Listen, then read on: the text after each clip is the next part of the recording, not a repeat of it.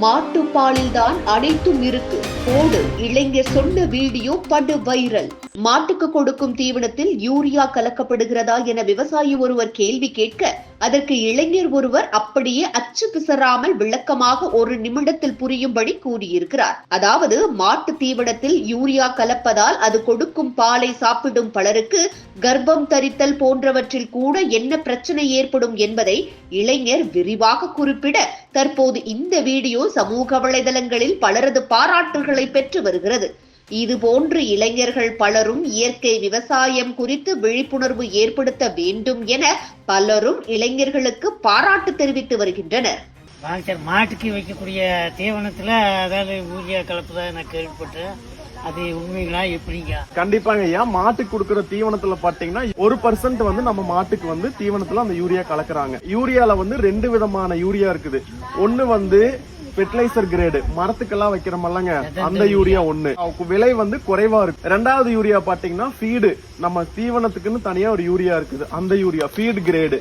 So 2 விதமான urea இருக்குது. அதுல வந்துட்டு ஃபீடு கிரேடு யூரியா, அந்த தீவனத்துக்கு கொடுக்கற யூரியா வந்து விலை அதிகம். அதுக்கு மாட்டு வைக்கிறது, ஆமா, அது விலை அதிகம். நம்ம தென்னை மரத்துக்கு இந்த மாதிரி விவசாய பயிர்களுக்கு பயன்படுத்துற யூரியா வந்து விலை கம்மி.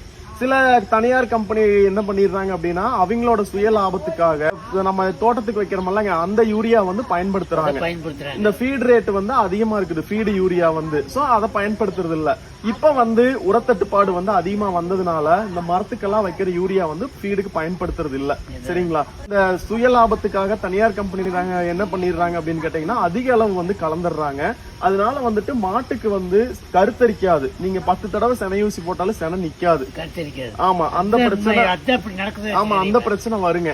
அதுக்கு அடுத்தது பாத்தீங்கன்னா மாடு வந்து அப்படியே மெலிசா நல்லா இப்படி இருக்கிற மாடு உருக்கி அந்த பாலை வந்து யாரு குடிக்கிறோம்? நம்ம குடிக்கிறோம், குழந்தைங்க குடிக்கிறோம். அப்ப என்ன ஆகுனா குழந்தைங்களுக்கு ஒரு பெரிய பிரச்சனை வரும், குழந்தைங்களுக்குமே மலட்டுத்தன்மை வரும். இப்ப நீங்க பாத்துட்டு இருக்கிறது ஒரு பரன்மேல் கோழி வளர்க்கக்கூடிய ஒரு செட்டப். இது ரொம்ப ஈஸி மெயின்டெனன்ஸ். இப்ப நம்ம ஒரு 20 முதல் 30 கோழிகள் நம்ம வளர்த்துறோம் அப்படின்னா கண்டிப்பா இந்த மெத்தட் வந்து நீங்க சூஸ் பண்ணுங்க. வந்துட்டு ரொம்ப ப்ரொடக்டிவான ஒரு மெத்தட். இதனுடைய அட்வான்டேஜஸ் என்ன? தோட்டத்துல வந்துட்டு அந்த காட்டு பூனை தொந்தரவு, நரி பிரச்சனை, நாய்கள் பிரச்சனை எல்லாம் நிறைய இருக்கு. கோழிகளை வந்து பிடிச்சிரும். சோ இவ்வளவு ஹைட் நம்ம ஒரு 6 அடிக்கு மேல ஏற்றி வைக்கிறப்ப என்ன ஆகும்னு கேட்டீங்கன்னா அந்த பிரச்சனை இருக்கா. ஏணி ஒண்ணு வந்துட்டு நம்ம அடிச்சு வச்சிட்டோம்னா கோழி அடையிற நேரத்துல எப்படி இருந்தாலும் ஒரு 6 மணிக்கு தான் வந்து அடையும். அப்போ வந்து இதுல அழகா இப்படி மேல ஏறி உள்ள போய்க்கும். கிளீன் பண்றது ரொம்ப ஈஸி. இங்கிருந்து வந்து கோழி போடுற எச்சம் எல்லாமே கீழே விழுகும். நம்ம அப்படியே கூட்டி அள்ளி ஒரு இடத்துல டம்ப் பண்ணிக்கலாம். இது போன்ற முக்கிய நிகழ்வுகள், அரசியல் தகவல்களை ஆழமாக மாறுபட்ட கோணத்திலும் அறிந்து கொள்ள மறக்காமல் பாரத் மெயில் 24 பக்கத்தை பின்பற்றிக் கொள்ளுங்கள்.